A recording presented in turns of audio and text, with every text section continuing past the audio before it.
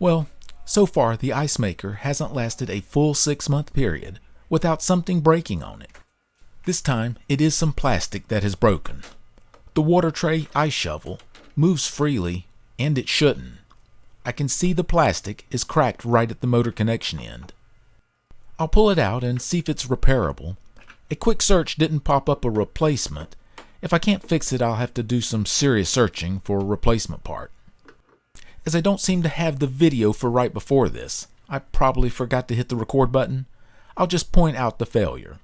First, for this much rust to be about the shaft area, I think it has been cracking for some time. The crack through the water tray runs to about right here, and that has been letting the water get to the motor shaft. This piece of plastic here was completely broken out.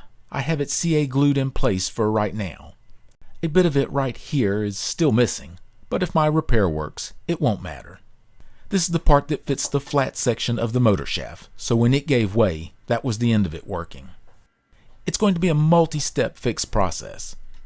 First, what pieces of plastic I could find, I CA glued them in place just to hold them in position. Then I'm putting plenty of CA glue around where the bushing goes on. I want the bottom edge of the bushing to be sealed to the plastic. I'll let it set for around 15 minutes. A note here, I think if this bushing was a tighter fit around the plastic socket, this might not have failed.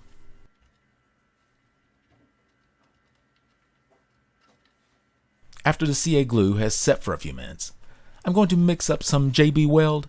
This is the slow setting stuff. Takes about 24 hours to it to really harden fully. These are really getting old. Hope it still sets up.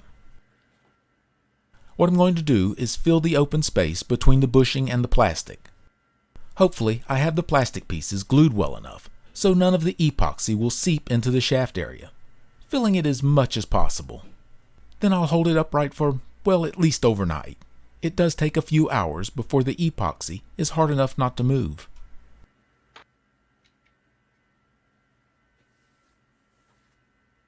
Now to deal with the crack in the plastic tray. What I have here is a little piece of 1/8 inch acrylic sheet, at least enough to cover the crack.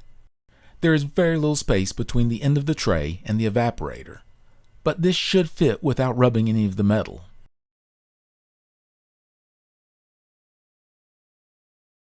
Not a great round edge, but I just cut it out by hand. Should be good enough. I will mark this top part and file it down so it's not sticking out from the tray much.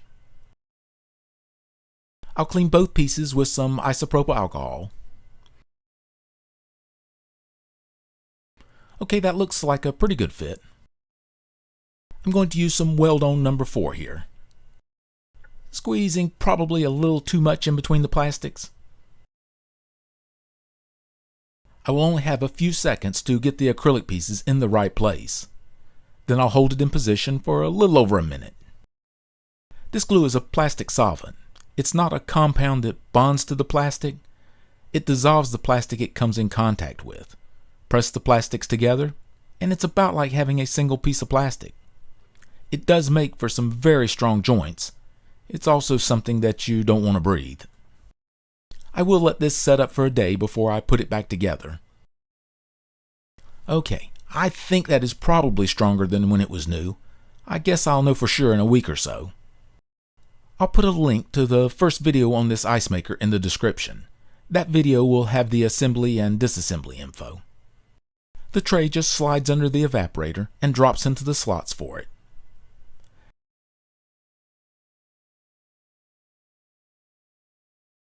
This is the difficult end cap to get on. Want to make sure the wires are not being pinched anywhere.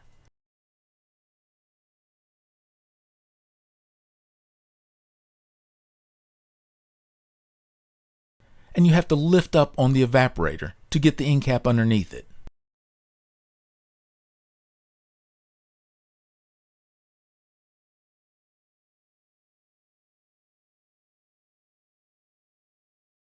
Once it's in the correct position, it will just snap into place. Same with the left end cap. Make sure the wires are not being pinched.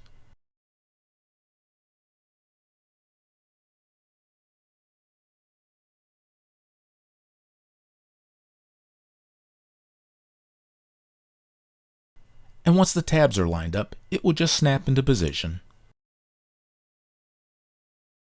Now to install the motor, there's a good possibility that the motor shaft will not line up properly. It was just running free, nothing to limit its position. And sure enough, it doesn't line up. To reposition the motor, make sure the water tray is not tripping any of the limit switches. Then plug the machine in. And watch the motor shaft till it moves to where you want it.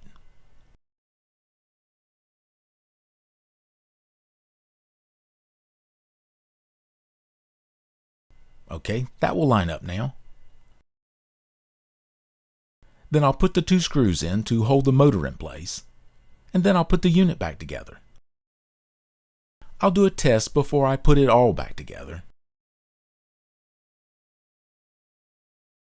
With my patched motor shaft socket, there is more play than there was originally.